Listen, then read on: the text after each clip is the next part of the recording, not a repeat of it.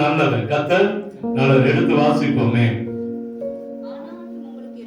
ஆனாலும் உங்களுக்கு இறங்கும்படி கர்த்தர் காத்திருப்பார், உங்கள் மேல் மனதுருகும்படி எழுந்திருப்பார். போதும். அப்படியே கண்களை மூடுவோமா. உங்களுக்கு இறங்கும்படி, நமக்கு மனதுருகும்படி எழுந்திருக்கிற காத்திருக்கிற தேவன் நம்முடைய ஆண்டவர். ஆனாலும் உங்களுக்கு இறங்கும்படி காத்திருக்கிறேன் என்று சொல்லி கர்த்தர் வாக்குத்தத்தம் பண்ணுகிறார். ஆனாலும் உங்களுக்கு மனதுருகும்படி உங்களுக்காக எழுந்திருக்கிற ஆண்டவர் என்று சொல்லி வசனம் சொல்லுகிறது. ஆண்டவர் நம்மோடு பேசுவாராக. ஆண்டவருடைய வார்த்தை கடந்து வரட்டும். ஆண்டவர் நம்மோடு கூட இடைபடுவாராக, செயல்படுவாராக. ஆண்டவருடைய கரம் நம்மோடு கூட இருக்கட்டும். ஒரு அற்புதம் நடக்கட்டும். உங்களை கிருபையாய் நேசிக்கிற நல்ல தகப்பனே, ஒரு விஷயம் உங்களுடைய கரம் எங்களோடு கூட இருக்கிறதுக்காக ஸ்தோத்திரம். ஆண்டவரே, இந்த நாள் வார்த்தைக்காய் காத்திருக்கிறோம். நீர் பேச நாங்கள் கேட்கிறோம். என்னை தாழ்த்துகிறேன், அர்ப்பணிக்கிறேன், ஒப்பு கொடுக்கிறேன். என்னுடைய ஆவி, ஆத்மா, சரீரம், நெச்சம் தலைவர் உள்ள கால்வரை உங்களுடைய கரத்தில் ஒப்பு கொடுக்கிறேன்.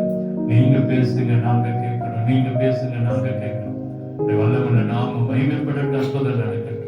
இயேசுவின் இன்ப நாமத்தில் ஜெபிக்கிறோம் என்று நல்ல தகப்பனே. ஆமென். அல்லேலூயா. கர்த்தர் நல்லவர். கர்த்தர் மட்டும் நம்மை நடத்தி வந்திருக்கிறார். அதுக்கு நாம் நன்றி சொல்லணும். நன்றி சொல்லணும். அல்லேலூயா. ரஷ்யாவில் ஒரு கிராமத்துல ஒரு சபை இருந்துச்சு. அங்க ஞாயிறு பள்ளி, ஞாயிற்றுக்கிழமைனா சண்டே கிளாஸ் நடக்கும். ஒரு சபைக்கு சம்பந்தம் இல்லாத ஒரு பையன் அடிக்கடி இந்த சண்டே கிளாஸ்ல வருவான். நல்லா படிச்சான், நல்லா சொல்லிக் கொடுக்கிற காரியங்களை நல்லா படிச்சான். அந்த போதகரும் நல்ல மிட்டாயெல்லாம் கொடுத்து, அவனுக்கு நல்ல வெகுமதிகளை கொடுத்து, எல்லா பிள்ளைகளை விட நல்லா இவன் இருக்கிறானே அப்படின்னு சொல்லிட்டு அவனை அதிகமா நேசிக்க ஆரம்பித்தான். அப்போ இவன் என்ன செய்வான்னு சொன்னா, ஞாயிற்றுக்கிழமையில அவங்க அப்பாவுக்கு என்ன சொல்லுவாங்கன்னா, வயலுக்கு போ, வேலை செய்ய அப்படின்னு சொல்லுவாங்க. அவன் அந்த வயலுக்கு போய் வேலை செய்யறதுக்கு பயந்துட்டு இந்த சிறுவர் ஒழியத்துல சண்டே கிளாஸ்ல என்ன செஞ்சிருவான், வந்துருவான். அதை நடத்துகிற டீச்சரும் நல்ல வெகுமதிகளும் கொடுத்து நல்லா அவனுக்கு மத்தேயு, மார்க்கு, லூக்கா, யோவான் 4 சுவிசேஷங்களையும் பார்க்காம மனப்பாடம் பண்ற அளவுக்கு படிச்சுட்டான். பார்க்காம சொல்லுகிற அளவுக்கு என்ன செஞ்சுட்டான். நம்மளால சொல்ல முடியுமா? மத்தேயு, மார்க்கு, லூக்கா, யோவான் 4 சுவிசேஷத்தையும் அப்படி கதைச்சு குடிப்பான். சபையில அவனை குறிச்சு ஒரு பெரிய தாக்கம் உண்டானது. 4 சுவிசேஷத்தை 1 லைன் மரமா படிப்பான். எப்படி படிப்பான்? லைன் மரம் ஒவ்வொரு வசனத்தையும் அவன் படிச்சுட்டே இருந்தான். அப்படியே இருந்தான். அப்படியே சபையை விட்டு வெளியே போனா, வேறு கல்யாணங்கள் நடந்து அப்படி எப்படி அவனுக்கு போயிட்டான். சபைக்கு அவனுக்கு தொடர்பு இல்லாம போயிடுச்சு. ஒரு 60 வருஷம் கழிச்சுட்டு அவன் அந்த தேசத்துல ஒரு பெரிய ஆளா மாறிட்டான். அந்த ரஷ்ய தேசத்துல நிக்கிலோ குருசேவ் என்றுதான் அந்த அவனுடைய பெயர். அவன் தான் இந்த கம்யூனிஸ்டத்தை உருவாக்குன ஆண்டவன். அவன் எந்த உருவாக்குனா, கம்யூனிஸ்டம் இருக்குல்ல, ஆண்டவரே இல்ல, ஆண்டவரே இல்லன்ற ஒரு கொள்கையை உருவாக்குனவன் தான் இந்த, அவன் பேர் என்னது, நிக்கிலா குருசேவ். அப்போ சிறு வயதுல அவன் 4 சுவிசேஷத்தை கதைச்சு குடிச்சான். எல்லாம் ஒண்ணு இல்லாம மனப்பாடமா சொன்னான். ஆனா அவன் ரட்சிக்கப்படவே இல்லை. என்ன செய்யல? என்ன பாஸ்டர், சுவிசேஷத்தை படிச்சுட்டு ரட்சிக்கப்படலையா அப்படின்னு நமக்கு கேள்வி வந்தா இல்லையா? அப்போ இவனை குறிச்சு என்ன சொல்றாங்கன்னா, கம்யூனிஸ்ட் கொள்கையை உருவாக்கி ரஷ்யா வெளியே அந்த சேவியத் அந்த ஊர், அந்த சேவியத் அந்த அதாவது என்ன சொல்றாங்கன்னா, அந்த சேவியத் என்றுதான் ஒரு ரஷ்ய தேசத்துல அவன் அந்த தேசத்துக்கே ஒரு என்னவா மாறிட்டான், அதிபரா மாறிட்டான். மாறினா அவன் எல்லாம் கம்யூனிஸ்டத்தை உலகம் கொண்டு வந்தான். கடவுள் இல்ல, கடவுள் இல்லைன்ற கொள்கையை கொண்டு வந்தான். அவனை குறிச்சு என்ன சொல்றாங்கன்னா, அவன் வந்தது எதுக்கு வந்தான்? சண்டே கிளாஸ்க்கு எதுக்கு வந்தான்? உங்க அப்பாவுக்கு பயந்துட்டு, அவங்க அம்மாவுக்கு பயந்துட்டு வேலை காட்டி வேலை செய்யணும்னு வந்தான். இங்க வந்தா நல்ல சாக்லேட் கிடைக்குது, நல்ல கிஃப்ட் கிடைக்குது, இதுக்காக வந்தாங்க வழிய படிக்கணும்னு வரல, ரட்சிக்கப்படணும்னு வரல, சண்டே கிளாஸ்ல போய் காரியங்களை கற்றுக்கொள்ளணும்னு சொல்லி என்ன செய்யல, வரல. உன் வாழ்க்கை வீணா போச்சு. வாழ்க்கை இதுல இருந்து என்ன சொல்றாங்கன்னா, நம்ம சபைக்கு வந்திருக்கிறோம், சபையில கற்றுக்கொள்ள வேண்டும் என்று சொல்லி வரணும். சபையில் தேவனுடைய சமூகத்துல காத்திருக்க வேண்டும் என்று சொல்லி வரணும். தேவனிடத்தில் எதையாவது பெற்றுக்கொள்ள வேண்டும் என்று சொல்லி வரணுமா? ஏதோ ஒரு அட்டெண்டன்ஸ்க்காக, ஏதோ ஒரு கடமைக்காக நம்ம வந்தா எத்தனை வருஷம் ஆனாலும் ஆசீர்வாதத்தை என்ன செய்ய முடியாது, பெற்றுக்கொள்ளவே முடியாது. அல்லேலூயா. நான் ஏன் இதை சொல்றேன் உங்களுக்கு தெரிஞ்சிருக்கும். ஏன் இதை நான் உங்களுக்கு சொல்றேன்? நம்ம சபைக்குள்ள வருவது தேவனை ஆராதிக்க. இந்த சேவியத் ரஷ்யாவுல, இந்த சேவியத் யூனியன்ல ரஷ்யா அதிபதியா இருந்த அந்த பையனை போல இல்லாம, நிக்கலா குருசாவை போல இல்லாம ஏதோ பெயருக்கு வந்தான், கற்றுக்கொண்டான், அவ்வளவுதான். ரட்சிக்கப்படவே இல்லை, ஆசீர்வாதத்தை பெறவே இல்லை. நாம கொடுக்கிற ஒவ்வொரு காரியமும், நம்ம செய்கிற ஒவ்வொரு காரியமும், நம்ம ஜெபிக்கிற ஒவ்வொரு காரியமும் தேவனுக்கு பிரியமா இருந்தா மாத்திரம்தான் நம்ம வந்ததுக்கு பிரயோஜனமா இருக்கும். இன்னைக்கு அநேக காணல ஆண்டோட வருகையில ஒருவேளை எடுத்துக்கொள்ளப்பட்டாங்கன்னு தெரியல, நம்ம மாத்திரம் கைவிடப்பட்டவான்னு தெரியல. ஆனா வந்திருக்கிற நம்மை பார்த்து கர்த்தர் சொல்கிறார், நாம வந்ததுக்கு ஒரு நோக்கம் இருக்கிறது. நாம வந்ததுக்கு ஒரு நோக்கம் இருக்கணும், இருக்கிறது இல்ல, இருக்கணும். இந்த சேவியத் ரஷ்யாவுல, அந்த சேவியத் யூனியன்ல இந்த நிக்கலா எப்படி ஆண்டவரை இல்லை என்று சொன்ன எல்லா 4 வசனங்களையும் 4 ஆகமங்களையும் கற்று தேர்ந்தவன் கடைசியில இயேசுவை இல்லை என்று சொல்லுகிற அளவுக்கு வளர்ந்த காரணம் அவன் ஒரு வாஞ்சியோடு உள்ளே வரல, ஒரு தாகத்தோடு உள்ளே வரல. நீங்களும் நானும் சபைக்கு வந்திருக்கிறோம் ஒரு வாஞ்சியோடு, ஒரு தாகத்தோடு வரும் பொழுது நிச்சயமா இன்னைக்கு கொடுக்கிற இந்த வார்த்தை உங்களுக்கும் எனக்கும் ஆசீர்வாதமா இருக்கும், ஆசீர்வாதமா இருக்கும். அதனால எல்லாரும் கவனமா கேளுங்க, கவனமா அதை பாருங்க. எல்லாரும் பார்க்கிற ஆட்களா இருக்கட்டும். நிறைய பேர் இப்போ நமக்கு சபையில ஒருவேளை இப்படி ஒரு சின்ன கூட்டமா இருக்கலாம். இந்த செய்தியை நம்ம கவனமாய் கேட்கும் போது, இந்த சபையில கவனமாய் வந்து கவனமாய் ஆராதிக்கும் போது நிச்சயமாய் கர்த்தர் நம்மை ஆசீர்வதிப்பார். அல்லேலூயா. கர்த்தர் நல்லவர், கர்த்தர் நல்லவர். இன்னைக்குடைய செய்தியுடைய தலைப்பு என்னன்னா, நம்மை விட்டு கொடுக்காத தெய்வம். நம்மை விட்டு கொடுக்காத தெய்வம் இயேசு. தலைப்பு என்னது? நம்மை விட்டு கொடுக்காத தெய்வம் இயேசு கிறிஸ்து தான். இந்த உலகத்தில் எத்தனையோ பேர் இருக்கலாம், எத்தனையோ பேர் நம்மோடு கூட பேசலாம், எத்தனையோ பேர் நம்மோடு கூட இருக்கலாம். ஆனா விட்டு கொடுக்கிறதுல இன்னைக்கு விட்டு கொடுக்காத ஒரு தெய்வம் ஒருவர் உண்டுனா அவர் இயேசு தான். ஒரு கணவன் மனைவி விட்டு கொடுக்கலாம், மனைவி கணவன் என்ன செய்யலாம், விட்டு கொடுக்கலாம். ஆனா ஆண்டவர் நம்மை ஒருபோது என்ன செய்ய மாட்டாராம், விட்டு கொடுக்கவே மாட்டார். அல்லேலூயா. இன்னைக்கு தேவ வார்த்தையின் தலைப்பதுதான், இன்னைக்கு நம்ம விட்டு கொடுக்காத தெய்வம் இயேசு கிறிஸ்து தான். இயேசு ஒரு 3 காரியங்களை மாத்திரம் நாம் இன்னைக்கு பார்க்க போறோம். எடுத்து வாசிங்க. ஆதியாகமம் புத்தகம் 16ஆம் அதிகாரம் 7, 8, 9 வசனங்களை வாசிங்களேன். ஆதியாகமம் 16ஆம் அதிகாரம் 7, 8, 9.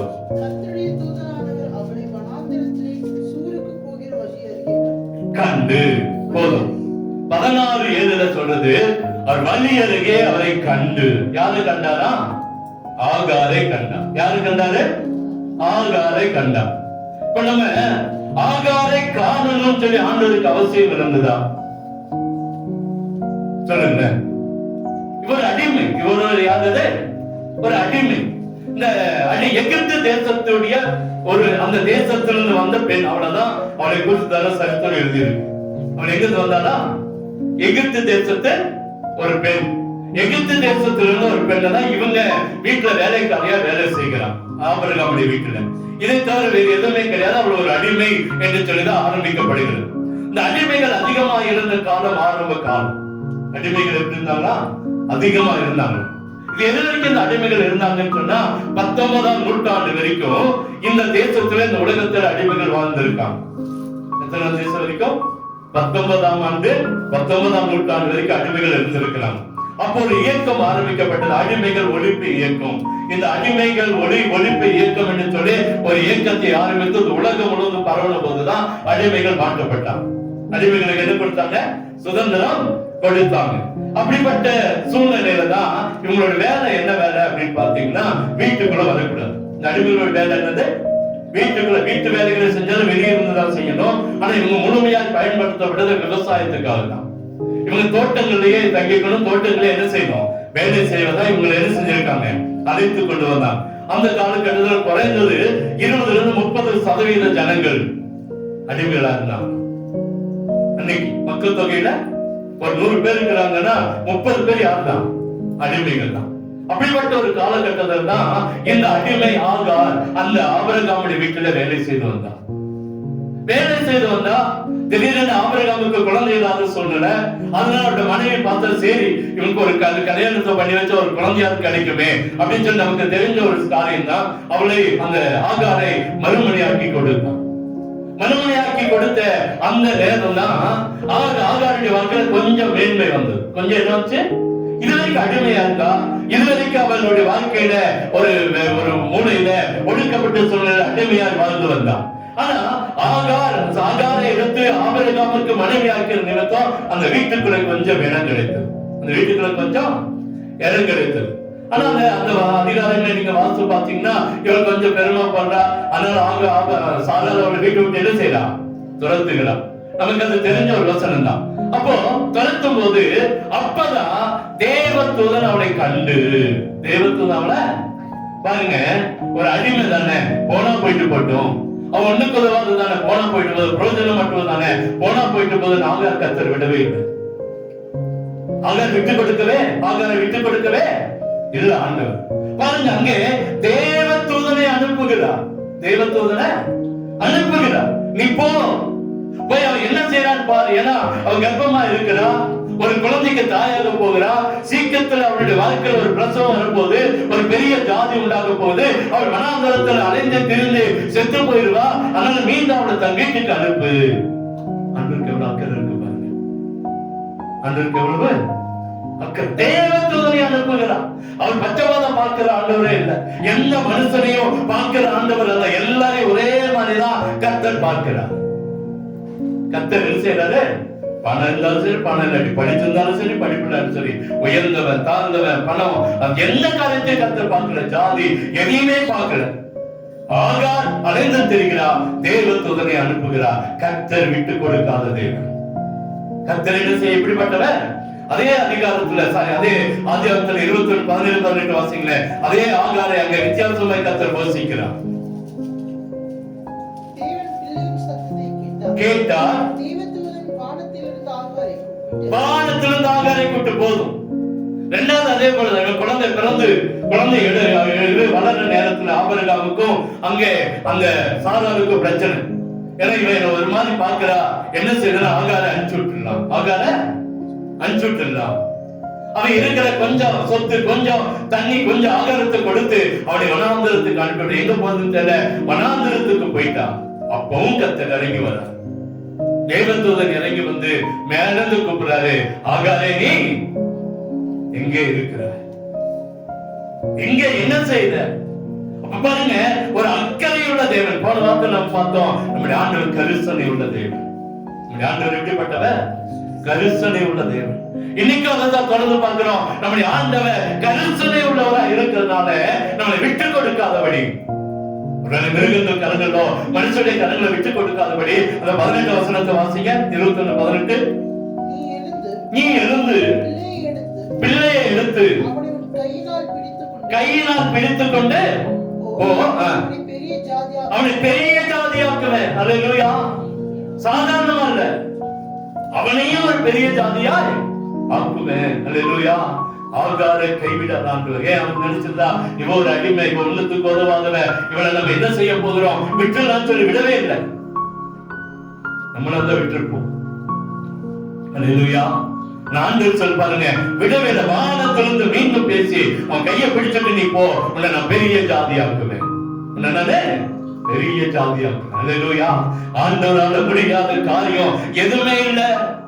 இன்னைக்கு ஆண்டவர் நம்மை விட்டு கொடுக்காத தெய்வம். ஒரு அடிமை பெண்ணையே விட்டு கொடுக்காதபடிக்கு வனாந்தரத்திலிருந்து மீண்டும் தன்னுடைய நாச்சியாரண்டைக்கு அனுப்பி அங்கே இருந்துதான் பிரசவம் நடக்கணும். பிரசவத்துக்கு திரும்பி வனாந்தரத்துக்கு போய் அங்கே ஒரு நீரோட்டை கற்றுக் கொடுத்தார். இதுக்கு மேல நீ எங்க போக வேண்டாம், நாச்சியாரண்டைக்கு போக வேண்டாம். நான் இன்னும் வாழ வைக்கிறேன், நீ இன்னும் போய் வெட்கப்பட்டு வர வேண்டாம், உன்னை நான் உயர்த்துற, உனக்கு ஒரு நீரோட்ட தரேன்னு சொல்லி கர்த்தர் அவளை அந்த இடத்துல உயர்த்தி ஆசீர்வதித்தார். அல்லேலூயா. ஆகாரையே விட்டு கொடுக்காத தேவன் உங்களை நீ ஒருபோதும் விட்டு கொடுக்கவே மாட்டார். நமக்கு பல காரியங்கள் இருக்கலாம், பல பிரச்சனைகள் வரலாம், வேதனைகள் வரலாம். ஆனா நம்ம விட்டு கொடுக்காத தேவன் ஒருவர் உண்டு, அவர்தான் இயேசு கிறிஸ்து. யாரு பாருங்க, எவ்வளவு எப்படி இருக்கு பாருங்க. முதல்ல திரும்பியும் ஆபிரகாம் வீட்டுக்கு அனுப்பிச்சிடுறாரு. ஆனா இரண்டாவது டைம் போன்னு சொல்லவே இல்லை. போன்னு சொல்லவே அவளுக்கு ஒரு நீரூட்டி, இனி உன்னுடைய வாழ்வாதாரத்துக்கு நான் ஒரு ஆசீர்வாதத்தை என்ன செய்யறேன் தருகிறேன் என்று சொன்னார். அல்லேலூயா. கர்த்தரால முடியாத காரியம் எதுவுமே இல்ல. கர்த்தரால முடியாத காரியம் எதுவுமே இல்ல. ஆண்டவர் நம்முடைய வாழ்க்கையில் இருக்கிற எல்லா வேதனைகளை கர்த்தர் மாட்டி போட்டு ஒரு அற்புதத்தை செய்வார். ஒரு அற்புதத்தை செய்வார். அல்லேலூயா. தாமஸ் ஜெபர்சன் என்கிறார் ஒரு அமெரிக்க ஜனாதிபதியா இருந்தார். தாமஸ் ஜெபர்சன் அவர் பேர். ஒரு நாள் இந்த ஊர்ல இருந்து அடுத்த ஊருக்கு போகணும். அப்ப அவர் போறார் குதிரையில. போன ஒரு எப்போதும் ரெகுலரா போற இடத்துல பயங்கர மழை. அவர் போற அந்த பாலம் இடிஞ்சு விழுந்துச்சு. அதனால அவர் தண்ணீர்ல தான் குதிரையை ஓட்டி போகணும். அப்ப இந்த குழு ஒரு பெரிய கூட்டமா போறாரு. ஒரு குழுவுக்கு சம்பந்தம் இல்லாத ஒரு மனுஷன் நின்றுட்டு இருக்கான். இந்த ராணுவ வீரனும் இல்ல, அந்த ஊருக்காரனும் இல்ல. ஒரு சம்பந்தம் இல்லாத அந்த ஆட்டக்கரையில நின்று அவனும் அந்த ஆட்டக்கரை கடந்து போகணும். அப்போ எல்லாரும் போயிட்டே இருக்கிறாங்க. இந்த ஜெபர்சன் வருகிற இடத்துல நின்று, ஐயா என்னை கொண்டு போய் அந்த கரையில விட்டுருங்களான்னு கேட்டான். அவரும் ஏறிட்டாரு. ஏத்திட்டார். போய் உட்காந்து போய் இந்த கடற்கரையில இறங்கிட்டான். இறங்கின கூட வந்த ஒரு ஆணவர்கள் கேட்டாங்க, ஐயா நாங்க இத்தனை பேர் இருக்கிறோம், எங்களெல்லாம் விட்டுட்டு அந்த ஜனாதிபதியிட்ட போய் இங்க இறங்க. அப்பதான் அவனுக்கு ஐயோ இது ஜனாதிபதியா, இவர் யாரு ஜனாதிபதியா, அப்பதான் எனக்கு தெரியும். அப்பா சொன்னா, ஐயா எனக்கு ஜனாதிபதி எல்லாம் தெரியாது, உங்க முகத்தெல்லாம் நான் பார்த்தேன், நீங்க யாருமே எனக்கு ஹெல்ப் பண்ற மாதிரியே தெரியல, யாருமே எனக்கு ஹெல்ப் பண்ற மாதிரியே தெரியல. ஆனா இவருடைய முகத்துல அந்த ஹெல்பிங்னஸ் இருந்துச்சு. அவர் கேட்டா செய்வாருன்னு தெரிஞ்சிச்சு. அதனால அவர்கிட்ட கேட்டேன். அவரும் எனக்கு உடனே என்னை ஏற்றி கொண்டு போய் இங்க கொண்டு விட்டுட்டாரு. ஆண்டவர் அப்படிப்பட்ட ஆண்டவர் தான். ஒரு ஜனாதிபதியே ஒண்ணும் கேட்காத ஒரு மூணாவது மனுஷனை தன்னை குதிரையில் ஏற்றி கொண்டு போய் அந்த அளவிட முடியும் என்று சொன்னா, நம்முடைய வாழ்க்கையில ஆகாருடைய வாழ்க்கையில இருந்த அத்தனை பிரச்சனைக்கு முடிவு கொடுத்த ஆண்டவர் நம்முடைய வாழ்க்கையில் இருக்கிற பிரச்சனைக்கோ முடிவு கொடுக்க அவரால் முடியும். ஏன்னா அவர் கருணையின் தேவன். அவர் எப்படிப்பட்டவர்? கருணையின் தேவன். அல்லேலூயா. தாமஸ் ஜெபர்சன் மாத்திரம் கருணை உள்ளவர்ல, நம்முடைய ஆண்டவராகிய இயேசு கிறிஸ்துவும் கருணையுள்ள தேவன். நம்ம எதை கேட்டாலும் அதை செய்கிற ஆண்டவர். எதை கேட்டாலும் அதை செய்கிற ஆண்டவர். எடுத்து வாசிங்க. அடுத்தது அவருடைய குணம் என்ன? அவர் யாருக்கு கர்த்தர் நடத்தினார்? வாசிங்க. உபாகமம் 34:6. 34:6.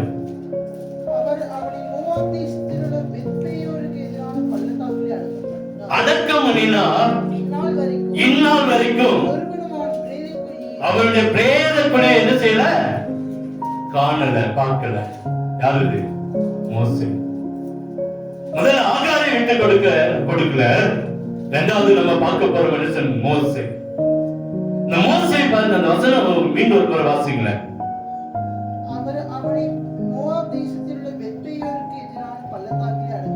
அடக்கம் பண்ணினார். இந்நாள் வரைக்கும் அவன் பிரேத குழியை அறியான். அல்லேலூயா. மனுஷ கீழே விட்டே கொடுக்கிற மோசே. மரண மத்தில கூட சாவ கூட யாரும் அடக்கம் பண்ணாங்க. யார் அடக்கம் பண்ணா? மோசேயோட மரணத்தை கூட எந்த மனுஷனும் பார்க்கல. மேல வாப்பானாரு, மேல போய் பார்த்தா, இதெல்லாம் நீ பார்த்துக்கோ, நீ உன்னுடைய ஜனங்கள் போக வேண்டிய இடத்தெல்லாம் பார்த்துக்கோ, ஆனா நீ போக மாட்ட, இன்னொரு நீ மரணம் அடைய போற. அந்த இடத்துல மரணம் அடைந்தா கர்த்தர் கொண்டு போய் எங்க அடக்கம் பண்ணான்னு சொல்லி இது வரைக்கும் தெரியும். மனுஷ கையில அவர் உடலை கூட கொடுக்கல. எப்படிப்பட்ட ஆண்டு இருப்பாங்க. வளர்ந்தியில அந்த யாத்திரை புஸ்தகம் 2வது யாத்திரை வந்தா தெரியும். அங்க ஒரு பெரிய சட்டம் இருக்குது. ஆண் பிள்ளைகளை கொலை செய்யணும். ஆண் பிள்ளைகளை கொலை செய்யணும். அதே போல ராஜா ஒவ்வொரு வீட்டுக்குள்ளே போந்து, அந்த ராணுவ அதிகாரிகள் வீட்டுக்குள்ள போந்து ஒவ்வொரு ஆண் பிள்ளையை கொலை செஞ்சான். மோசே அந்த நேரத்துல பிறந்துட்டான். என்ன செய்து தெரியல. ஒளிச்சு வச்சு பார்க்கலாம். எப்படி இருக்கும்? எப்படி கத்தும் இல்லைங்களா? எப்படி குழந்தை என்ன செய்யும்? கத்தும். 3 மாசம் ஒளிச்சு வச்சு பார்த்தாங்க, முடியல. இதுக்கு மேல இந்த குழந்தை எங்களால என்ன செய்ய முடியாது, காப்பாற்ற முடியாது. ஒரு நாங்கல் பெட்டியை செஞ்சு அதுக்கு பிசின் எல்லாம் பூசி அதுக்குள்ள கொண்டு போய் குழந்தைய வச்சு கொண்டு போய் அந்த தண்ணீரை விட்டுட்டான். நாட்டில் கொண்டு விட்டுட்டான். அந்த நேரம் பார்த்து அந்த ராஜாக்கு பார்வோனுடைய மக குளிக்க வரா, ஸ்நானம் பண்ண வரா. அங்கே பார்த்து ஒரு குழந்தை இருக்குது. பார்க்கல, யாருமே சுத்தி முத்தி இல்ல. ஒரு அழகான குழந்தை அப்படியே வருது. என்ன செய்யுதுன்னு தெரியல. தூக்கிட்டா. இந்த குழந்தைய நான் வளர்த்துக்கிறேன். பாருங்க, எந்த இடத்துல கொலை செய்ய சட்டம் இருக்குதோ, எந்த வீட்டுல இருந்து சத்தம் புறப்படுதோ அந்த வீட்டுக்கு மோசே கர்த்தர் கொண்டு போனார். அந்த வீட்டுக்கு மோசே கர்த்தர், எனக்கு ஒரு பெரிய ஆச்சரியம். வேற ஏதோ ஒரு வீட்டுல கொண்டு போய், வேற யாரோ கொண்டு போய் ஒரு தாதி வீட்லயோ இல்ல அவருடைய ஃப்ரெண்ட்ஸ் வீட்லயோ வளர்த்தவே இல்லை. எந்த இடத்துல குழந்தைய சாக வைக்கணும், எந்த இடத்துல ஆண் பிள்ளைகளை கொலை செய்யணும் சொல்லி சட்டம் வச்சு அதே வீட்டுக்குள்ள மோசையை கர்த்தர் கொண்டு போனார். கொண்டு போனது மாத்திரம் இல்ல, எல்லாவற்றையும் அவன் உயர்த்தினார், ஆசீர்வதித்தார். 40 வருஷங்கள் அந்த அரண்மனையில இருந்தான். சின்ன பிரச்சனை வந்து நமக்கு தெரியும். ஒரு எபிரேயனை எகிப்தில் அடிச்சுக்கிறான். அப்ப இவனுடைய சொந்தத்துக்கு சப்போர்ட் பண்ணி போய் ஒருத்தனை கொலை செய்கிறான். இவன் தெரியாத வீட்டுக்கு போயிட்டு அடுத்த நாள் 2 பேர் எபிரேயரை அடிச்சுக்கிறான். போய் கேட்கிறான், ஏயா நீங்க 2 பேரும் அண்ணன் தம்பியாச்சே, எதுக்கு அடிச்சுக்கிறீங்க? இவன் கேட்டான், நேத்து நீ ஒருத்தன் அடிச்சு எகிப்தில் அடிச்சு கொலை செஞ்சு புதைச்சி அது தெரியாதுன்னு நினைச்சியா? எங்களுக்கு நீ யாரு சொன்னவனே இவன் பயந்து அரண்மனை விட்டு வெளியே போறான். ராஜாவுக்கும் தெரியுது, அந்த அதிகாரிகள் வார்த்தை தெரியும். ராஜாவுக்கு தெரியும் கொலை செஞ்சுட்டான். அவனையும் அங்க வெளியே வந்துடுறான். போறான், ஒரு வனாந்தரத்துக்கு போறான். அங்க ஆடுகள் வச்சிட்டு இருக்காங்க. அங்க போய் ஒரு ஒரு ஒரு அந்த எல்லா ஆடுகளும் ஒரே நேரத்துல வந்துதான் அங்க தண்ணி காட்டணும். அப்ப அந்த தண்ணி காட்ட நேரத்துல மோசே எங்க போறான், அந்த கல் அடைக்கப்பட்டிருக்கு ஏன்னு கேட்கிறான். தண்ணி எல்லாம் வந்திருந்தா தண்ணி அதே யோசேப்புக்கு நடந்து போனது எங்கேயும், யாக்கோபுக்கு நடந்து போன எங்க நடக்குது. இவன் தண்ணி காட்டி வீட்டுக்கு கூட்டிட்டு போறாங்க. அங்க போனவன அவனை தன்னுடைய வீட்டுல ஏற்றுக்கொண்டு தன்னுடைய ஒரு மகளை அவனுக்கு மனைவியாக்கி கொடுத்து அங்கே அந்த வீட்டுல தங்குறான். 40 ஆண்டுகள் ஆடு மேய்த்தான். இந்த 40 ஆண்டுகள் முடிந்த உடனேதான் நம்ம நினைக்கலாம், இந்த 40 வருஷம் உயர்த்திட்டாரு, இந்த 40 வருஷம் தாழ்த்திட்டாரு, இனி உன்னோட வாழ்க்கை என்னவாகுமோ நினைக்கலாம். ஏன் ஆண்டவர் செஞ்சாரு? ஏன் 40 வருஷம் அவனை கீழே கொண்டு போனார்? ஏன் 40 வருஷம் ஆடு வைக்க விட்டாரு? ஒரு கேள்வி இருக்கலாம். ஆனா ஆண்டவர் பாருங்க, அடுத்த 40வது வருஷம் தொடங்கும் போது கர்த்தர் அவனை உயர்த்த ஆரம்பித்து விட்டார்.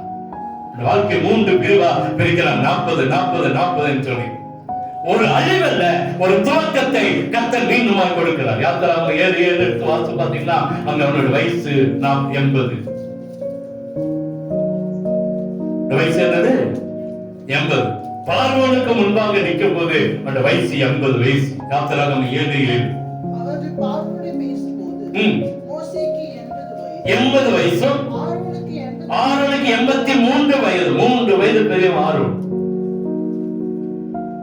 அந்த நேரத்துல 80 வயசுல கர்த்தர் போய் சொன்னா, நீ பார்வோன்ட்ட நில்லு. நிறைய சொல்லலாம். பார்வோனுக்கு முன்பாய் கர்த்தர் அவனை விட்டு கொடுக்கல. பார்வோனுக்கு முன்பாய் அவனை போவான், ஒரு அற்புதத்தை செய்வான். உடனே ஜனங்கள் கூட்டிட்டு போன்னு சொல்லுவான், கூட்டிட்டு போக விட மாட்டான். அவன் முகம் கடினப்பட்டதுனே வரும். அல்லேலூயா. அங்கே அவன் பாருங்க, அப்படிப்பட்ட இடத்துலயும் கர்த்தர் மோசேயை பார்வோன் இடத்துல விட்டு கொடுக்கவே இல்லை. சொந்த ஜனங்கள் கல்லெறிஞ்சாங்க. சொந்த ஜனங்க கல்லெடுத்து கொலை பார்த்தாங்க. அங்கேயே கர்த்தர் விட்டு கொடுக்கல. சொந்த அக்காவும் தம்பியும் அங்க மோசேக்கு விரோதமா எழுப்பினாங்க. அண்ணனும் அங்கே கர்த்தர் குடும்பத்துல விட்டு கொடுக்கல. பார்வோனுக்கு முன்பாக விட்டு கொடுக்கல. அந்த தேசத்து அந்த பெரிய பெரிய ராஜாக்களுக்கு முன்பாக மோசேயை கர்த்தர் விட்டு கொடுக்கல. எந்த சூழ்நிலையிலும் மோசேயை விட்டு கொடுக்கவே இல்லை. ஆண்டவர் எப்போதுமே அவனை விட்டு கொடுக்கவே மாட்டார். அல்லேலூயா. மக்களுக்கு முன்பாக வெட்கப்பட்டு போகணும், தோற்று போகணும் நம்ம செய்யலாம். நிறைய பேர் செய்யலாம், நமக்கு விரோதமா எழுப்பலாம், நிறைய காரியங்கள் செய்யலாம். ஆனா ஆண்டவர் சொல்றாரு, நான் உன்னை விட்டு கொடுக்கவே மாட்டேன். பாடணும், விட்டு கொடுக்காத தெய்வம் இயேசுதான். மனிதர்கள் முன்னிலை ஆகட்டும், சொந்த பந்தங்கள் முன்னிலை ஆகட்டும், குடும்பங்கள் முன்னிலை ஆகட்டும், நம்மை விட்டு கொடுக்காத ஒரே தெய்வம் இயேசு கிறிஸ்து மாத்திரம்தான். அல்லேலூயா. நம்பிக்கை ஆண்டவருடைய குணம் கருணை உள்ள குணம். அவருடைய குணம் எப்படிப்பட்ட குணம்? இந்த மாசத்துல சொல்றாரு, ஆனாலும் உங்களுக்கு இறங்கும்படி நான் காத்திருக்கிறேன். விட்டு கொடுக்காம காத்திருப்பா. ஜனங்களுக்கு நம்மள இருந்து தட்டிடுவதைய மற்ற ஜனங்களுக்கு நம்ம விட்டு கொடுக்கவே மாட்டான். அல்லேலூயா. அநேக பிரச்சனை வந்துச்சுன்னா எல்லாம் விட்டு கொடுத்துருவோம். அநேக நேரத்துல என்ன பேசுறோம்னு தெரியாம பேசிடுவோம். ஆண்டவர் பாருங்க, ரொம்ப நிதானமாய் ஆசீர்வாதமாய் மோசேயை விட்டு கொடுக்கவே இல்லை. பார்வோன் வந்து நிக்கிறான், இன்னொரு விசை அப்படியே ஆண்டவர் சொல்றாரு, நீ போ. இவன் போய் தோத்து போய் வரான், வந்து கொண்டே இருக்கிறான். கடைசியில் சொல்லி, இன்னும் மோசேக்கு முன் பார்வோனுக்கு முன்பாக போயிட்டு இல்லை, உங்க ஒரு அற்புதத்தை நான் செய்கிறேன், ஒரு அற்புதத்தை நான் செய்கிறேன். பாருங்க, அந்த வார்த்தையை அவன் அப்படியே கடைபிடித்தான். அப்படியே என்ன செஞ்சான்? கடைபிடித்தான். அல்லேலூயா, அல்லேலூயா. கர்த்தரால முடியாத காரியம் ஒண்ணுமில்லை. யாத்திரம் 11:1 எடுத்து வாசிங்களேன். யாத்திரம் 11:1. அப்பொழுது கர்த்தர் மோசேயை நோக்கி, இன்னும் ஒரு வாதையை பார்வோன் மேலும் எகிப்தின் மேலும் வரப்பண்ணுவேன், அதற்கு பின்பு இவ்விடத்திலிருந்து உங்களை போக விடுவான். இன்னும் ஒரு விஷயம் பார்வோன் மோசேக்கு சொல்ற, இன்னும் ஒரு விஷயம் போ, உங்களை ஒரு அற்புதத்தை செய்யல போய் நின்னான். கர்த்தர் ஒரு அற்புதத்தை செய்தார். அந்த இடத்துல மோசேயை விட்டு கொடுக்கவே இல்லை. அல்லேலூயா. ஆகாரை விட்டு கொடுக்காத ஆண்டவர், ஒரு அடிமை பெண்ணை விட்டு கொடுக்காத ஆண்டவர், அங்கே ஒரு லேவி கோத்திரத்தில் பிறந்த ஒரு மோசேயையும் விட்டு கொடுக்காத ஆண்டவர் நம்முடைய ஆண்டவர் பார்த்திருந்தார். அல்லேலூயா. 100க்கும் மேற்பட்ட கண்டுபிடிப்புகளை கண்டுபிடிச்ச பேரு தாமஸ் ஆல்வா. பல்பு மாத்திரம் இல்லை, இந்த தாமஸ் ஆல்வா 100கணக்கான பொருட்கள் கண்டுபிடிச்சிருக்காங்க. அடுத்த வாரம் வரும்போது அஸ்வின் எல்லாத்தையும் எழுதிட்டு வரும், என்னென்ன கண்டுபிடிச்சா. எங்க உங்க அப்பா அம்மா காணோம், கண்டுபிடிக்க போயிட்டாங்களா? தாமஸ் ஆல்வா 100க்கும் மேற்பட்ட கண்டுபிடிப்புகளை என்ன செஞ்சிருக்கான்? கண்டுபிடிச்சிருக்கான். ஆனா ஸ்கூல்ல 3 மாசம் கூட ஸ்கூல் படிக்கல. எத்தனை மாசம்? 3 மாசம் கூட ஸ்கூலுக்கு போனா அவனுடைய கேரக்டருக்கும் அங்க இருக்கிற டீச்சரோட கேரக்டருக்கும் ஒத்தே போகல. டீச்சர் கூப்பிட்டாங்க, பேரண்ட்ஸ் கூப்பிட்டு, பையனை எங்களால் வச்சு படிச்சு சொல்லி தர முடியாது, நீங்க கூட்டிட்டு போயிருங்க. கொஞ்சம் காதும் கேட்கலாம். தாமஸ் ஆல்வாக்கு என்ன கிடைக்குது? காதும் கேட்காது.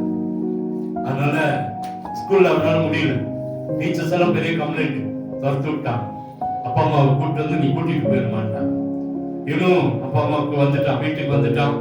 வீட்டுக்கு வந்து வீட்டுல அவங்க அம்மா அவனுக்கு பாடம் சொல்லி கொடுத்தாங்க. அவங்க அம்மா என்ன செஞ்சாங்க? பாடம் சொல்லி கொடுத்தாங்க. எல்லாரும் வெட்கப்படுத்துறாங்க. ஊர்க்கார பசங்க எல்லாம் வந்து வீட்டு வாசல்ல நின்று கத்திட்டு ஓடிடுவாங்க. என்ன கத்திருப்பான்னு தெரியல. வீட்டு வாசல்ல கத்திட்டு ஓடிடுவானுங்க. இவங்க அம்மாவுக்கு பயங்கர வேதனை. ஐயோ, என் பையன் இப்ப பிள்ளை இப்படி ஆயிட்டானே, இப்படி ஆயிட்டானே அப்படின்னு சொல்லி ஆண்டவருடைய சமுத்திர காத்து இருந்தாங்க. தன் மகனுக்கு அவங்க பயங்கர வெட்கப்பட்டாங்களா, வேதனைப்பட்டாங்களா. ஆனா ஒரு நாள் வரும்போது 100கணக்கான கண்டுபிடிப்புகளை அதிசயமா இவன் கண்டுபிடித்தான். யாரெல்லாம் அவனை துரத்தினானோ, யாரெல்லாம் அவனை வெட்கப்படுத்தினானோ, அதே ஜனங்களுக்கு முன்பா கர்த்தர் அவனை உயர்த்தினாராம். Thomas Alva Edison. அல்லேலூயா. ஒரு காலம் விட்டு கொடுத்தது போல இருந்துச்சு, ஒரு காலம் தோற்று போனது போல இருந்துச்சு. ஆனா இன்னைக்கு கர்த்தர் அந்த ஜனங்களுக்கு நான் விட்டு கொடுக்கவே இல்லை. உங்களுடைய நீ கர்த்தர் விட்டு கொடுக்கவே மாட்டார். அல்லேலூயா.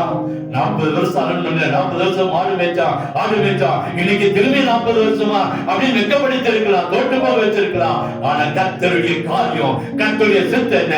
மோசேயை கொண்டு பெரிய காரியங்களை செய்யணும். உங்களை கொண்டு என்னை கொண்டு பெரிய காரியங்களை செய்யணும். அல்லேலூயா. தாமஸ் ஆல்வா எடிசன் போல ஒருவேளை படிக்கல, ஒருவேளை நமக்கு திறமை இல்லை என்று சும்மா இல்லாம கர்த்தர் நம்மை உயர்த்தி ஆசீர்வதிப்பார்.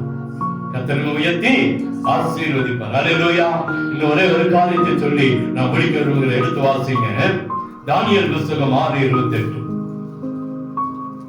1040வது பக்கம். தானியேல் 6:28.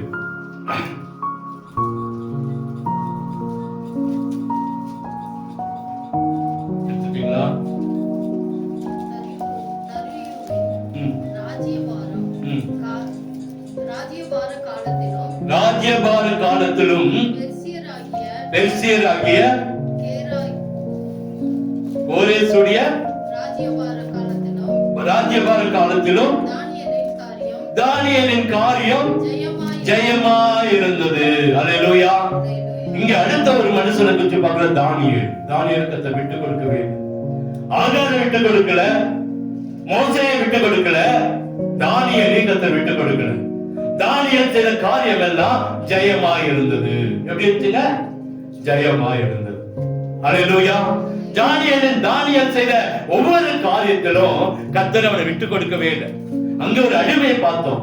ஆனா இவங்க எருசலேம்ல அந்த பாபிலோன் ராஜா முட்டுக்கை போடும்போது அங்க இருக்கிற அநேகரை இங்க கொண்டு வந்தான். 1ஆம் அதிகாரம் 3 வசனத்தை வாசிங்கள. 1ஆம் அதிகாரம் 3 வசனம். அப்பொழுது இஸ்ரவேல் புத்திரருக்குள்ளே ராஜ்ய குலத்தாரும் குலத்தார்களிலும் துரை மக்களிலும் யாதொரு மாசும் இல்லாதவர்களும் அழகானவர்களும் சகல ஞானத்திலும் தேறினவர்களும் அறிவில் சிறந்தவர்களும் கல்வியில் நிபுணர்களும் ராஜாவின் அரண்மனையிலே சேவிக்க திறமை உள்ளவர்களையும் சில வாலிபர்களை கொண்டு வந்தான். அப்ப எருசலேமில் முற்றுகை போட்டு அங்கிருந்து ஒரு சில வாலிபர்களை இங்கே இந்த தேசத்துக்கு கொண்டு வருகிறான். கொண்டு வந்து அதுல வந்தவன் தான் தானியேலு, அப்புறம் யாரு, சாத்ராக், மேசாக், ஆபேத்நேகோ. இவர்களை கொண்டு வந்தா. ஆனா இவர்கள் வித்தியாசமானவர்களாய் இருந்தார். அல்லேலூயா. அங்கே தானியேல் 2ஆம் அதிகாரத்துல வாசிக்கும் போது அங்கே அநேக ஒரு குழப்பம் அந்த தேசத்துல இருக்கிறது. அந்த ராஜா ஒரு கனவு கண்டு இருக்கிறார். அந்த கனவுக்கு பதில் சொன்னதுனால அநேக மந்திரவாதிகளை கொலை செய்ய ராஜா திட்டமிட்டிருந்தான். அந்த நேரத்தில் தான் தானியேல் போய் சொல்ல, கொலையெல்லாம் செய்ய வேண்டாம், நான் உனக்கு அந்த அதிகாரத்தை நான் உனக்கு அந்த கனவுடைய காரியத்தை நான் சொல்றேன் அப்படின்னு கடந்து போகிறான். அல்லேலூயா. அப்ப பாருங்க, கர்த்தருக்கு அங்கே தேவ மனுஷரை கர்த்தர் விட்டு கொடுக்காதபடி எத்தனையோ மந்திரவாதிகள் இருந்தாலும் தானியேலை கர்த்தர் உயர்த்துகிறார். இதனால 2ஆம் அதிகாரத்துக்கு வந்து பார்த்தோம்னா 46 49 வாசு பாத்தீங்கன்னா அங்கே தானியேல் ராஜாவிட கொலு மண்டபத்துல இருக்கிறான். எங்க இருக்கிறான்? கொலு மண்டபத்துல கர்த்தர் உயர்த்தினார். ஒண்ணுமில்ல, அவங்க அப்பா அம்மா யாருன்னு தெரியாது, சொந்த பந்த யாருன்னு தெரியாது. அங்கே எருசலேமில் இருந்து கொண்டு வரப்பட்ட ஒரு வாலிப பிள்ளைகள் நிறைய பேரை கொண்டு வந்தா. அது ஒரு 4 பேரை மாத்திரம் கர்த்தர் உயர்த்தி ஆசீர்வதித்தார். அல்லேலூயா. அதுல ஒன்று தானியேலுடைய காரியம் எல்லாம் ஜெயமாய் மாறினது. காரணம் என்ன அப்படின்னா, தானியேல் செய்கிற காரியத்துல எல்லாம் கர்த்தர் இருந்தார். கர்த்தர் அவனை விட்டு கொடுக்கவே இல்லை. ராஜாவுக்கு முன்பாய் எல்லா ஜனங்களுக்கு முன்பாய் கர்த்தர் அவனை உயர்த்தி ஆசீர்வதித்தார். அல்லேலூயா. தானியேலை விட்டு கொடுக்கவே இல்லை. அதுக்கு நமக்கு தெரியும். சிங்கத்தின் கெபியில கொண்டு போறான். இங்க கொண்டு போட்டாங்க.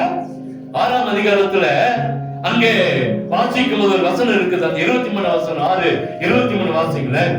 அப்பொழுது ராஜா சந்தோஷப்பட்டு கெபியிலிருந்து தூக்கி விட சொன்னான். கெபியிலிருந்து தூக்கி விடப்பட்டான். விசுவாசத்திருந்தபடியால் ஒரு சேதமும் காணப்படல. அதான் முக்கியம். தானியேலுக்கு சிங்கங்களின் கெபியில போட்டான். ஒரு சேதமும் இல்லாம மேலே வந்திருக்கிறானா கர்த்தர் விட்டு கொடுக்காத தேவன் என்பதை ஆணித்தரமாய் உறுதியாய் சொல்ல முடியும். சிங்கத்தின் வாய்க்கு கூட கர்த்தர் விட்டு கொடுக்கல. மனுஷனுடைய வாய்க்கு விட்டு கொடுக்கல. ராஜாவின் வாய்க்கு விட்டு கொடுக்கல. தேசத்தின் அதிபதிகள் வாய்க்கு விட்டு கொடுக்கல. கர்த்தர் அவனை உயர்த்தினார். கர்த்தர் அவனை அதெல்லாம் அந்த வசனம் பாருங்க, எனக்கு தொட்ட வசனம். அந்த மோசே குறித்து சொல்லும் போதும் அந்த உடலை கர்த்தர் அடக்கம் பண்ணினார். உலகத்துல எந்த மனுஷனுடைய காலத்துல விட்டு கொடுக்கல. இங்கே ஒரு சேதமும் இல்லாம கர்த்தர் அவனை வெளியே கொண்டு வந்தார். ஒரு சேதமும் இல்லை. ஒரு சிங்க கெபிக்குள்ள போய் ஒரு சேதமும் இல்லாம வந்த ஒரே மனுஷன் தானியேலா தான் இருந்திருப்பான். எத்தனையோ பேரு உடம்புல காயங்கள் இந்த மைசூர்ல எல்லாம் நடக்குமா, அடிமைகளை கொண்டு போய் வைத்து துஷ்டமரங்களை ஏவி விட்டு காரியங்களை செய்வாங்க. அப்படியே பிச்சு தின்றதை பார்ப்பாங்க. உயிரோடு என்ன செய்யும்? போய் பார்த்துட்டீங்கன்னா தெரிஞ்சிருக்கும். மேல ஒரு மாடம் இருக்கும். அந்த ராஜாக்கள் எல்லாம் உட்காந்துருவாங்க. அந்த தேசம் அந்த அரண்மனை இருக்கிறவங்க எல்லாம் பெரிய கிரவுண்ட் முன்னாடி இருக்கும். அதுல ஒரு அடிமையும் ஒரு துஷ்டமரை கட்டி விட்டுருவாங்க. இது அவனை துரத்த, அது இவனை துரத்த, சுத்தி சுத்தி கடைசியில் யாரும் ஜெயிப்பான்? மிருகம்தான் ஜெயிக்கும். பிச்சு உயிரோடு பிச்சு திங்கிறத பார்த்து ரசித்து கையை தட்டி அந்த நீகிரோ மன்னர் இருந்த காலத்துலலாம் மனுஷங்க அப்படியே நடுரோட்ல குச்சி கட்டி, குச்சியில மனுஷனை கட்டி அதுக்கு மேல ஃபுல்லா தார் ஊத்தி பத்த வச்சிருவாங்க. எப்படி இருக்குங்க? நைட்டு ஸ்ட்ரீட் லைட்டு இதுதான். கிறிஸ்துவங்களை அப்படியே மரத்துல கட்டி வச்சு தார ஊத்தி எரிப்பானா. அந்த வெளிச்சத்துல அநேகர் என்ன செய்வாங்களா, சந்தோஷப்படுவாங்க. அப்படிப்பட்ட ஒரு காலம்.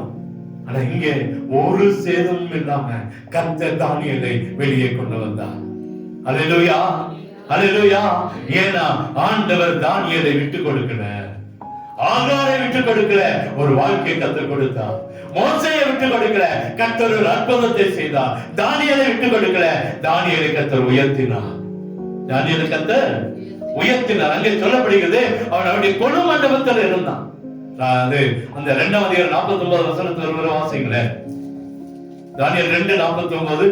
தானியேல் ராஜாவை வேண்டிக் கொண்டதின் பேரில் அவன் சாத்ராக்கையும் மீஷாக்கையும் ஆபேத்நேகோவையும் பாபிலோன் மாகாணத்துக்கு காரியங்களை விசாரிக்கும்படி வைத்தான். தானியேலோ வென்றான். ராஜாவின் கொலு மண்டபத்திலே இருந்தான். அல்லேலூயா. ராஜாவுக்கு மாத்திர உரிமையான அந்த கொடு மண்டபத்துல கர்த்தர் தானியேலை கொண்டு போய் நிறுத்தினார். ஏன் தெரியுமா? தானியேலை விட்டு கொடுக்காத ஆண்டவர் நம்முடைய ஆண்டவர், நம்முடைய ஆண்டவர். அல்லேலூயா. மோசேயின் உடலை கூட மத்த மனுஷையார் அடக்கமான நிறைய நீங்க வேதாந்த வாஸ்து பாருங்க. அன்னைய எலும்புகளை சுமந்துட்டு போனான். எகிப்திலிருந்து எலும்புகளை என்ன செஞ்சாங்க, அடக்கம் பண்ணதுக்கு சுமந்துட்டு போனான். ஆனா இங்க மோசேயோட உடலை கூட யாரும் பார்க்காதபடிக்கு கர்த்தர் அடக்கம் பண்ணினார். ஆண்டவர் எவ்வளவு நல்லவர் பாருங்க. நமக்கெல்லாம் கிருபை கிடைச்ச எவ்வளவு மேலானவங்க. அல்லேலூயா. கர்த்தர் நம்மை விட்டு கொடுக்காத தேவன், நம்மை விட்டு கொடுக்காத. 120 வருஷம் 40 வருஷம் ஜனங்களை நடத்துகிறான். 40 வருஷம் அரண்மனை இருந்தான், 40 வருஷம் வனாந்தரத்தில் இருந்தான். ஆனா இவருடைய மரணம் ஒரு ஆச்சரியமான மரணம், ஒரு ஆச்சரியமான. கர்த்தரை எடுத்து அடக்கம் பண்ணினான்னு சொல்லப்படுகிறது. கர்த்தரை எடுத்து இங்கே தானியேலை கொடுத்து வாசிக்கிறோம். அவருடைய உடலில் ஒரு சிறு காயம் இல்லாம கர்த்தர் நடத்தினார். இந்த 9ஆவது மாசம் நிச்சயமா கர்த்தர் நம்முடைய வாழ்க்கையில கருணையோடு இருந்து நம்ம விட்டு கொடுக்காதபடிக்கு கர்த்தர் நடத்துவார். நம்ம விட்டு கொடுக்கவே ஜனங்களுக்கு முன்பாக ஒருபோதும் நம்மளை விட்டு கொடுக்கவே மாட்டார். ஜனங்கள்லாம் நம்மளுக்கு விரோதமா எழுப்பலாம், பேசலாம், காரியங்களை செய்யலாம், கூட்டம் கூடலாம், பல காரியங்களை செய்து நமக்கு விரோதமா காரியங்களை செய்யலாம். அந்த ஜனங்களுக்கு முன்பாக கர்த்தர் நம்மை விட்டு கொடுக்காதபடிக்கு உயர்த்தி ஆசீர்வதித்து மேன்மைப்படுத்துவார். ஒழுங்காலை விளக்குவோமா? யோபுவை குறித்து பார்க்கிறோம். யோபு உத்தமனும் சன்மார்க்கனும் தேசத்துல நீதியுள்ளவனாயிருந்தான். பாருங்க, பிசாசு போய் நிக்குது. ஆண்டவர்ட்ட எங்கிருந்துப்பா வந்த? சொல்ற உலகத்தெல்லாம் சுத்தி வந்தேன், அதெல்லாம் எனக்கு தெரியும். ஆனா யோபின் மேல் கண் வைத்தாயோ. பாருங்க, சொல்றாரு, நீ யோபுடைய சரீரத்தை தொட்டுக்கான ஜீவனை நீ தொடக்கூடாது, விட்டு கொடுக்கல. பாருங்க, 2 வருஷம் திரும்பி போய் சொல்றான், நான் சரீரத்தை தொட்டு பார்த்த சொத்தெல்லாம் சாரி, அவனோட உடைமைகள் எல்லாம் எடுத்துக்கோ, நான் எல்லாத்தையும் எடுத்துட்டேன். ஆனா யோபு உண்மையில வச்சுக்கிறேன், நம்பிக்கையிலிருந்து குறைந்து போகல. நான் சரீரத்தை தொடுறேன், தொட்டுக்கோ, ஆனா ஜீவனை தொடக்கூடாது. சரீரம் உருவடைஞ்சு போச்சு, சொத்து சுகம் எல்லாத்தையும் இழந்தான். 10 பிள்ளைகள் இழந்து போனான், 7 ஆண் பிள்ளைகள், 3 பெண் பிள்ளைகள், ஒட்டகம், கழுதை, குதிரை, ஆடு, மாடு எல்லாம் இறந்து போச்சு. பிள்ளைகள் செத்து போனாங்க, வீடுகள் அழிந்து போனது, மனைவி கைவிட்டா. இவன் மாத்திரம் உட்கார்ந்து இருக்கிறான். தூரத்திலிருந்து நண்பர்கள் வராங்க, பார்த்துட்டு சொல்றாங்க, அது யோபுவா? அடையாளம் தெரியாத அளவுக்கு ஒரு வெளியிடப்பட்டான், ஒரு கழிக்கப்பட்டான். யோபனே கண்டுபிடிக்க முடியல. நம்ம வாழ்க்கை அப்படி இருக்கிறதா? ஆண்டவர் அந்த நண்பரிடத்துல விட்டு கொடுக்கல, மனைவிடத்துல விட்டு கொடுக்கல, அந்த தேசத்துல விட்டு கொடுக்கல. யோபுவை கர்த்தர் உயர்த்தினார். யோபுவை கர்த்தர் உயர்த்தினார். மனுஷன் நம்மளை கைவிடலாம், விட்டு கொடுக்கலாம். யோபுவை விட்டு கொடுக்காத தேவன். ஆகார விட்டு கொடுக்கலீங்க. ஒரு அடிமத்தான எப்படியோ போட்டு விடல. அவளுடைய ஆத்மாவுக்கும் கர்த்தர் நியாயாதிபதியாக இருந்தார். அவளுடைய குழந்தைக்கும் கர்த்தர் பாதுகாப்பா இருந்தார். அவளுக்கும் ஒரு சந்ததிய கர்த்தர் உண்டாக்கி கொடுத்தார். விட்டு கொடுக்கவே இல்லை. விட்டு கொடுத்திருந்தா திரும்பி ஆகாருடைய காலில் போய் விழுந்திருக்கணும், அல்லது ஜனங்கள் காலில் விழுந்திருக்கணும். ஆனா அந்த வசனம் அதுக்கு அடுத்த காரியங்கள் சொல்லுது, அவன் விழுந்து தெரியல, தேறியுடன் ஆனா அவனை கர்த்தர் உயர்த்தினார், ஆசீர்வதித்தார். மோசே எல்லாம் கைவிடப்பட்டு எல்லா நிலைமையிலும் ஒடுங்கி போனவன், பயந்து போய் வனாந்தரத்தில் ஆடு மேய்த்தவன் கர்த்தர் திரும்பவும் அரியணையில கொண்டு வந்து அந்த அரியணையில் இருக்கிற ராஜாவையே கேள்வி கேட்கிற அளவுக்கு கர்த்தர் உயர்த்தினான். அவனுக்கு பயத்தை உண்டாக்குற அளவுக்கு கர்த்தர் நடத்தினான். ஆரோன் பயந்தான், நடுங்கினான். கடைசியில் சொல்லப்படுகிறது, உடனே ஜனங்களை கூட்டிட்டு ஓடிடு, நைட்டுக்கு நைட்டா போயிரு, காலையில் நான் பார்க்க கூடாது. ஆண்டவர் மோசையை விட்டு கொடுக்கவே இல்லை.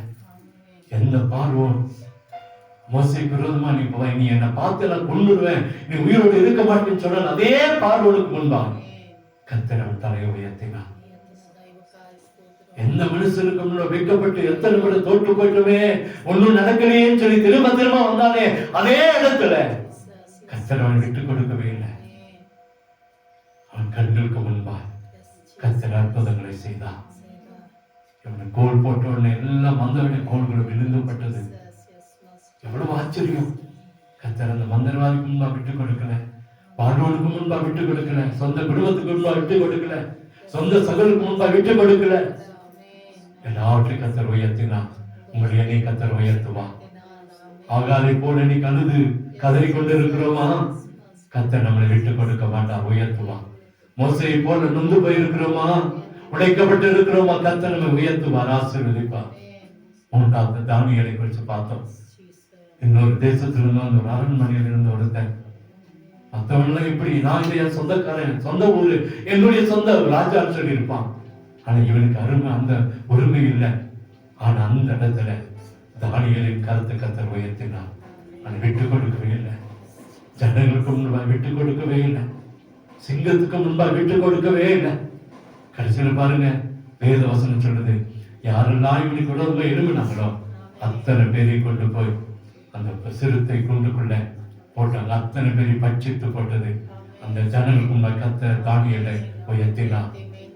யோபு கருத்து பார்க்கிறோம், எல்லாவற்றையும் இழந்து போய் தான் என்ன, ஆனா எந்த மனுஷனுக்கும் நான் விட்டுக்கிட்ட. கடைசியில் சொல்றாரு, உன் நண்பர்கள், அவனை பார்த்து நண்பர்களை பார்த்து சொல்ற, யோபுவை போல பேசல, யோபுவை போய் பேசல.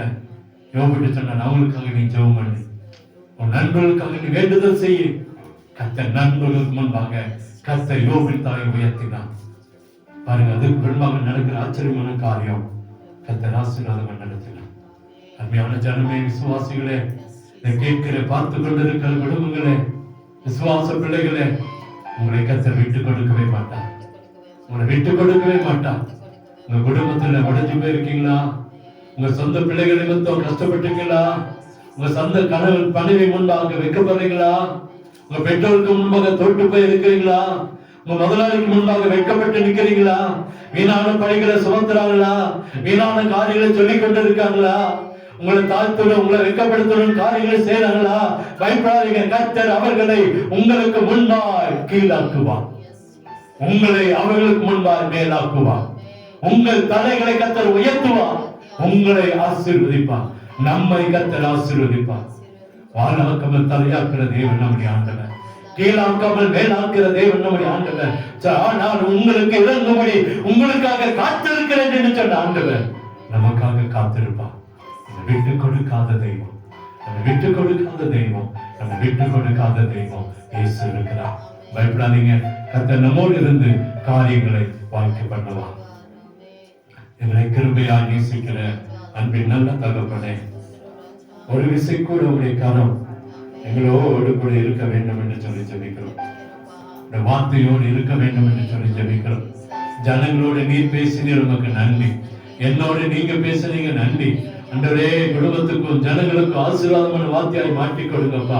நன்மைகள் உண்டாகட்டும், அற்புதங்கள் நடக்கட்டும். எங்களை விட்டுக் கொடுக்காத தெய்வம் நீர் என்பதை ஒரு விசை கூட நாங்கள் சரியாய் புரிந்து கொள்ள உதவி செய்திருக்கிற நன்றி. ஆகாரை விட்டுக் கொடுக்கல, மோசையை விட்டுக் கொடுக்கல, தானியேலை விட்டுக் கொடுக்கல, அன்றரை யோபுவை விட்டுக் கொடுக்கல. எங்களை நீங்க விட்டுக் கொடுக்க மாட்டீங்கப்பா. எங்களை நீங்க நடத்துவீங்க. ஒவ்வொருவரையும் ஆசீர்வதிங்க. பிரச்சனை, வேதனை, கண்ணீர், கவலை, துக்கம், துன்பம், போராட்டத்தின் மத்தியில் கர்த்தர் ஒவ்வொருவரையும் நடத்துங்க.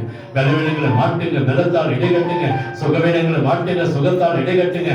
கடனை மாட்டுங்க, இல்லாத நிலைமைகளை மாட்டுங்க, வறுமைகளை மாட்டி போடுங்க. ஒரு அற்புதம் நடக்கட்டும்.